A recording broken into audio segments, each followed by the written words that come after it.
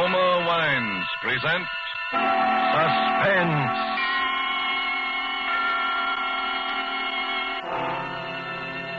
Roma Wines, made in California for enjoyment throughout the world. Salud. Your health, senor. Roma Wines toast the world.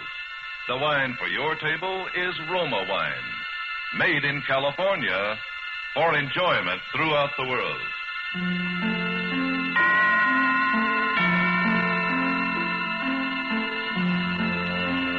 This is the Man in Black, here for the Roma Wine Company of Fresno, California, to introduce this weekly half hour of Suspense.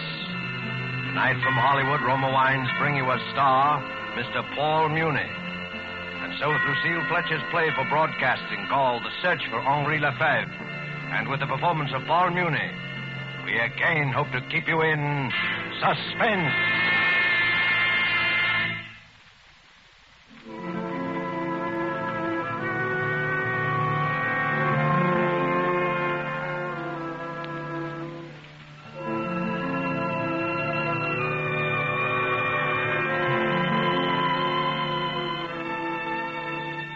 Just set down the last note on paper.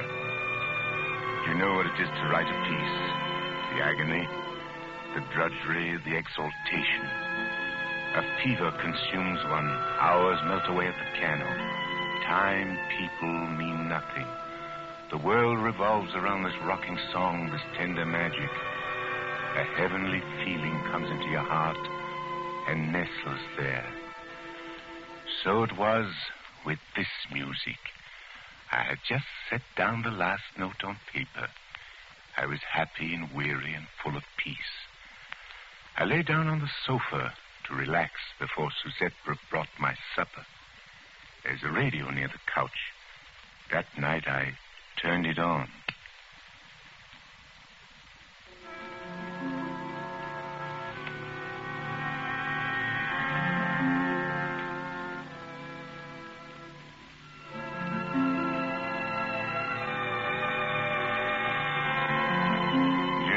It is to feel horror, true horror, the animal thing. I've seen horror many times grimacing at me out of the corner of my room, but this time it was upon me. It was in my brain. For that music on the radio playing now was the music I had just set down on paper. Suzette! Suzette! Yes, monsieur. Suzette, come here. Listen to this thing. You hear it, don't you? Is it real music playing? Yes, Monsieur Flynn. The radio's playing real music. It is not an illusion, a hallucination of some kind in my own brain. No, Monsieur Flynn. It is real music. And very pretty. Pretty? What is the matter, Monsieur? Is anything wrong? Don't you like it? Then we will turn it off. No. Leave it on. Leave it alone. Listen to it. Sit there beside the radio and I will get it for you. What, monsieur? My score. Look at it. Note for note. Even as it plays, my tonality, the oboe solo. And I thought, it's a joke.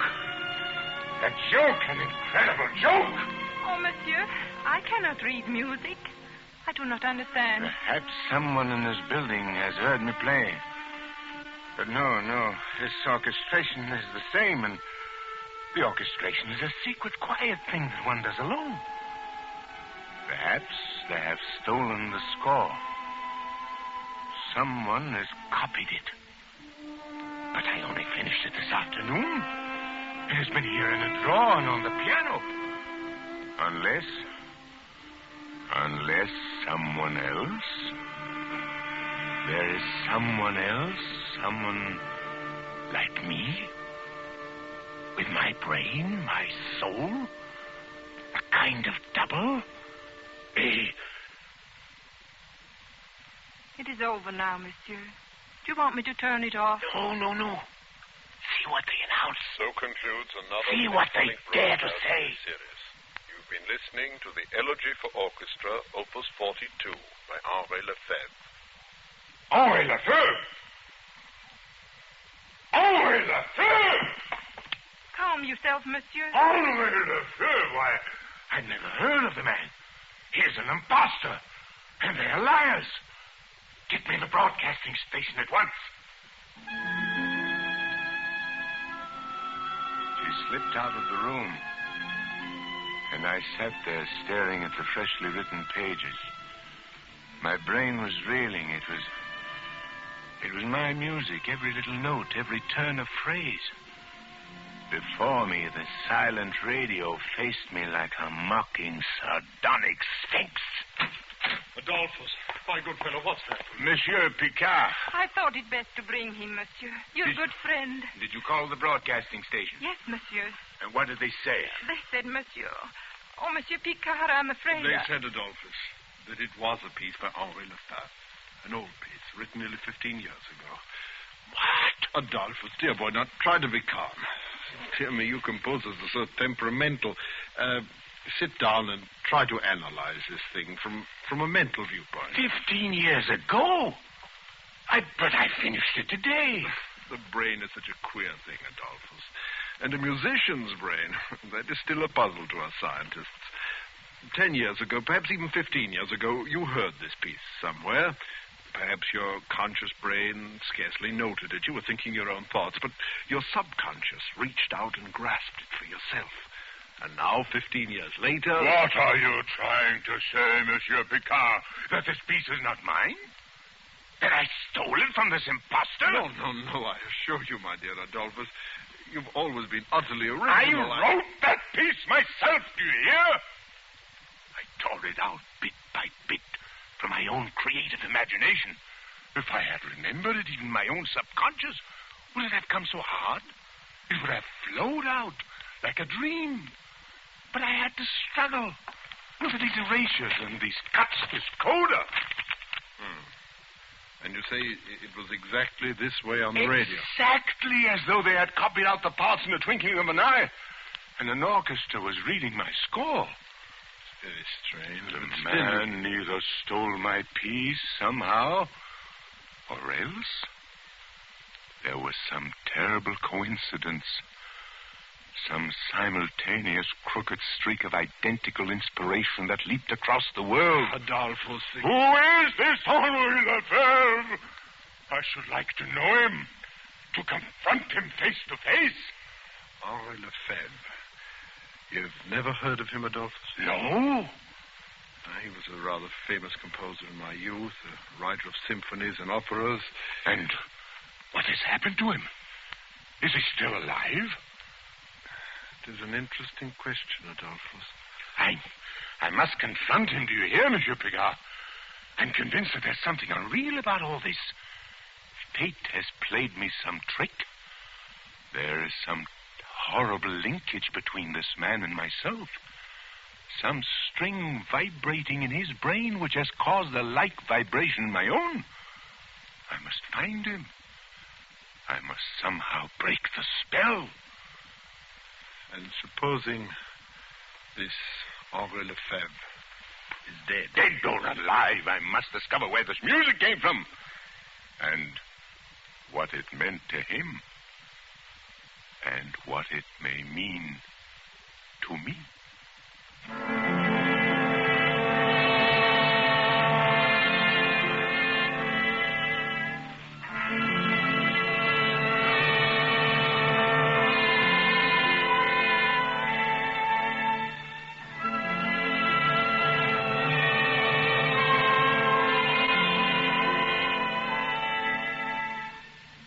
Tonight, Roma Wines are bringing you as star Mr. Paul Muni, whom you've heard in the prologue to The Search for Henri Lefevre.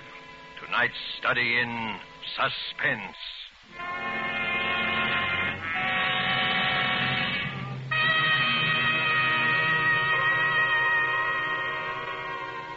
Down in Bermuda, there's a famous club, renowned for its fine food and gracious living. Suppose we go there now to the exclusive Coral Beach and Tennis Club and observe a dinner party on the terrace. One of the party, a North American, has just raised a toast to his hosts. As he lowers his glass, another is raised by his Bermudian friend who says, "It has been a pleasure, my friend, and in a way, payment on a pleasant obligation to your United States."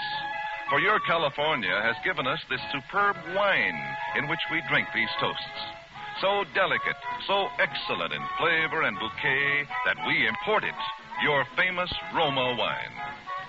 Yes, that is true. For in Roma wines, you will find the uniform qualities which make a wine truly magnificent. A delicacy so delightful, many foreign lands know Roma wines as an expensive special occasion treat. But for millions of Americans, Roma wines have long been a daily pleasure for greater enjoyment of meals, for delighting their guests. A pleasure which costs you only pennies a glass.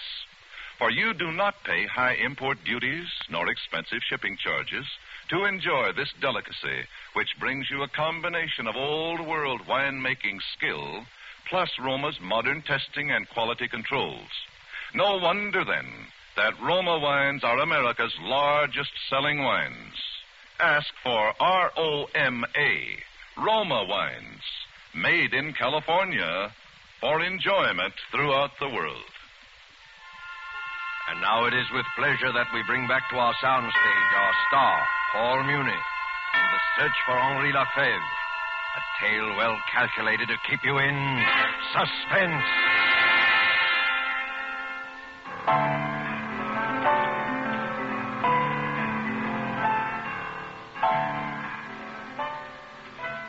Henri Lefevre, born 1885, Rouen, France.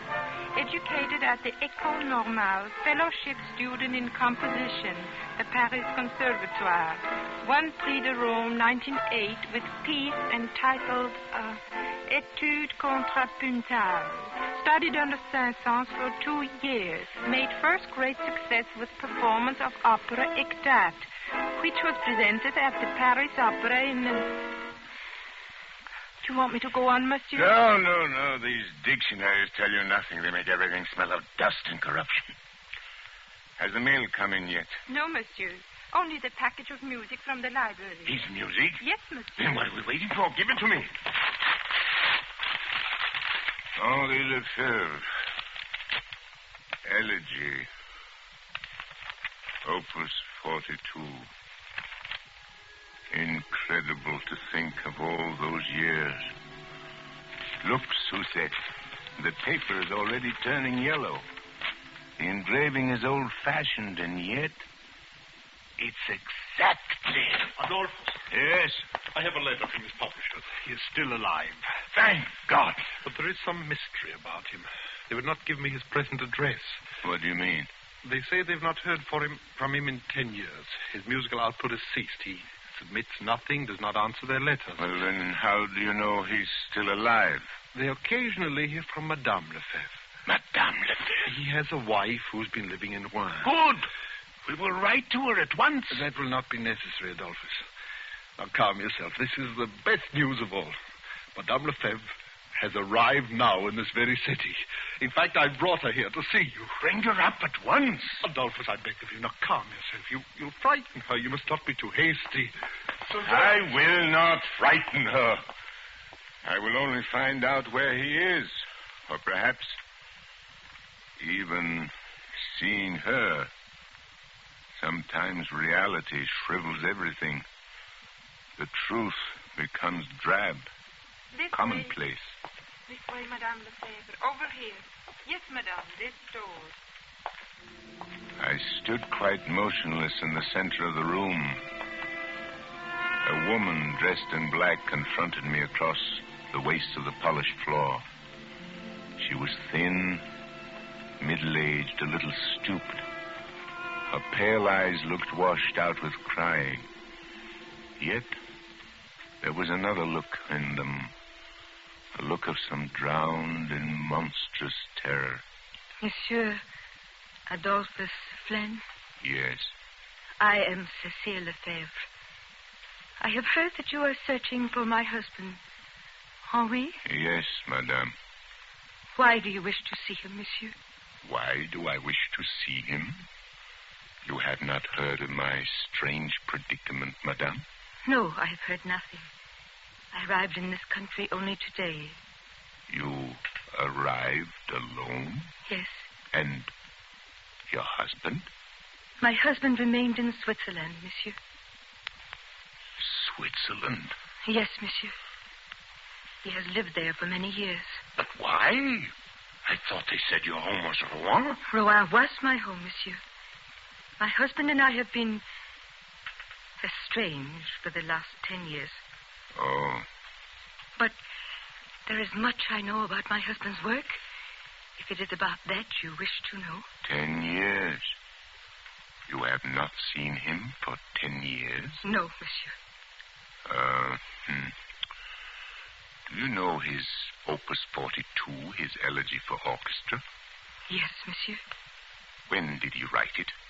About 15 years ago. Yes, I remember the piece well. I copied out the parts for him myself. Then you would know the music when you see it. Is this the piece, madame? Yes, monsieur. I wrote this music, madame, a month ago, out of my own head. Impossible, monsieur. Impossible, but I tell you it is so. How could it be? This is my husband's piece. I remember the night he wrote it. Hot midsummer night. The windows were open. We could hear the bells of Rouen ringing the hours. He could not sleep. Our little daughter had been crying. Your little daughter? Does this distress you, monsieur? No. Please go on. He wanted to call the piece Pavin for Louise, after our little daughter. But I wouldn't let him. It was too sad, I said, and I made him call it just elegy. But he said it was her piece, that he had been thinking of her crying all the time he set it down. It was as though all the sadness that was in his love for her had gone into the melody. But I still don't understand. I wrote this music out of beauty, out of spring, sunshine, and happiness. He could never understand why it was so popular. He didn't want to publish it. He hid it away, saying it was like a premonition. It had come to him like some hideous omen from another world. And he was right, monsieur. How do you mean? Our little daughter, Louise. She died a little while later. Madame Lefevre? Yes, monsieur. I beg your pardon for crying. I do not want to see your husband or hear this music ever again. My search is ended. Do you believe in ghosts, madame? No, monsieur. I've been through too much to believe in poor, sad ghosts. But I do. I believe that neither your husband nor myself really wrote that piece. There is some further horror, some demon force at work in this music. It captured him, and it has captured me. Tell me, Madame Lefevre, did your husband write any music after he wrote this piece? Not much more, monsieur. You mean it racked his brain as it has racked mine? Leaving him without inspiration? No, it was not that. He continued to write. He still writes. But nothing he has written for 10 years has had any meaning. What do you mean? Monsieur, have you not already guessed the truth? My husband has gone mad. He has been mad for the last 10 years, shut up in an asylum in Switzerland. Oh. I have told very few people. It is a form of horrible neurosis. Work neurosis, the doctors call it. He seems to have lost his heart. The events of his past life are meaningless to him. He has even forgotten our little dead Louise. How terrible. And now he sits in a bare room and writes music all day long. He has become a slave, a machine. They tell me that his shelf is packed with scores, but all of them are only an endless jumble of notes. Notes such as a child might scrawl across the paper. And it was the music? The ghost music that did this? Who knows, monsieur? Yes. There were seeds of madness in this thing. Even from the beginning, there was something uncanny. Why should that radio play that music just after I had finished the piece? Why should you, a perfect stranger, have come here and found me? Perhaps I, too, am destined to go mad. Monsieur, believe me, people do not go mad so easily. To be destroyed as my husband was destroyed, one must have deep sadness and love. One must have human ties, a wife, a beautiful little child. You have no such ties, monsieur. No. I have no ties. My husband went mad because he loved too much. When our little Louise died, he thought that he had killed her. She died of simple pneumonia, but he could never understand. He became insane with grief. He thought he was her murderer. Don't you see, monsieur? You who live here alone, whose life is so quiet. Madame Lefevre. I beg your pardon, monsieur. I have seen you before, Madame Lefevre. Hi, monsieur. I have met you somewhere. I have heard your story. You have come here before? No, monsieur. I have never come here before. Then why should your face seem so suddenly familiar? And your words? There's something uncanny about this thing, madame. For a moment, I thought I knew. Knew what, monsieur? I thought I knew you and your husband and Louise, and that I had lived. Monsieur! Perhaps it was only in one of my nightmares. But somehow... Try to remember, please. Remember... The little house in Rouen.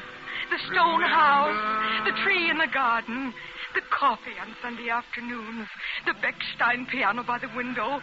The bedroom with the calico curtain. The little carriage underneath the stairs. Louise doll carriage. Louise! What have they done to her? They have taken her away. And I have killed her. A little doll carriage waits at the bottom of the stairs, but she will never come back. Never come. No. She's been dead for 10 years. You must not think of her anymore. You're getting better. Dr. Picard says you are getting well. Dr. Picard? Your doctor, Henri. What are you talking about? I have no doctor. Don't you see, my darling? Your long search is over.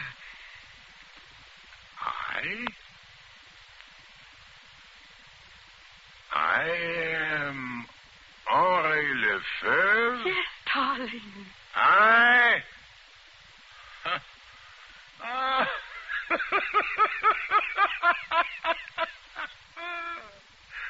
am shriveled old man. I locked up in the walls of a lunatic asylum for 10 years, writing a jumble of notes like a little child. Then, who is Adolphus Flan? A name you made up, darling. A poor mad name. My symphonies are rubbish, you say? My adoring public are only shadows running across the walls? And these mountains beyond my window? These mountains? You are lying to me! Henri. I tell you, my name is Adolphus Flan. Look, Henri. This room. These bare white walls. These bars across the window. This door one cannot open from the inside. For 10 years, Henri. For 10 years I have waited for a glimmer to come. For some little memory like that music. For 10 years I have prayed for you every day. For 10 years? While I sat here? I do not believe it. Dr. Pickard! Henri, my dear fellow. You call me Henri, too? I cannot tell you how happy I am, Madame Lefevre. The experiment has worked beyond our fondest hopes. I've been listening to every word, and you've handled it exactly Monsieur right. Picard. Am I Henri Lefevre? Yes. I have been mad for 10 years. You have deceived me for 10 years. I am not Adolphus Flame. Oh, Henri, if you could have known how my heart beat when Dr. Pickard first telephoned. And now... Naturally. My poor fellow. It must be a terrible shock. After 10 years, one cannot be cured overnight. Rest, much rest will be necessary, and many little talks. But you will see, in a few months, we may hope for something quite remarkable. Monsieur and Madame Lefevre.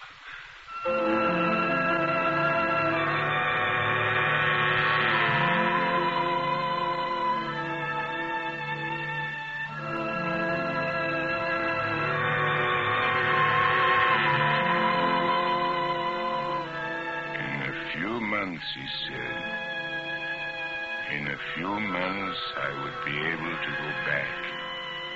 I would take up the threads of my own life as Henri Lefevre. I'm still here in this room with its bare white walls and its door that locks from the outside. I'm still here. Although I know now for sure that my name is Henri Lefevre, a sadness is in my heart, an unutterable pain that I can never conquer. War has come back. The stone house, the little doll carriage underneath the stairs, and my arms ache with longing for a little dead child with long, honey-colored hair. There's no music in me now. No music, save that one tune which sings in my head all day long. My pavane for Louise.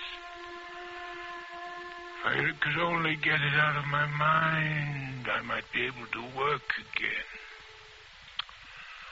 I might be happy as I once was happy.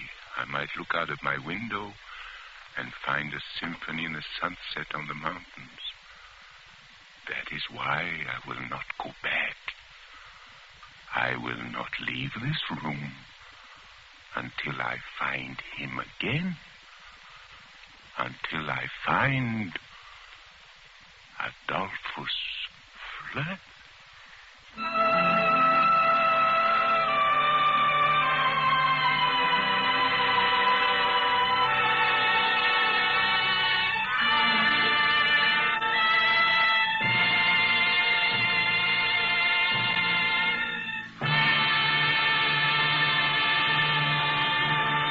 And so closes the search for Henri Lefevre by Lucille Fletcher, starring Paul Muni. Tonight's tale of Suspense.